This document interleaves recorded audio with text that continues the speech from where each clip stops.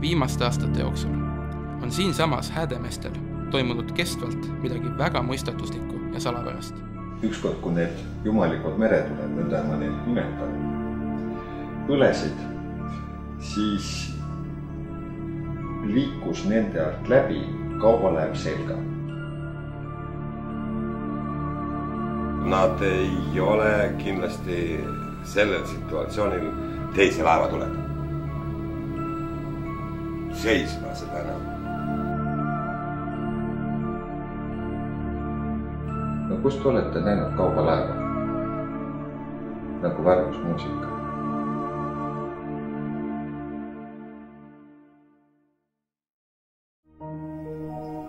If you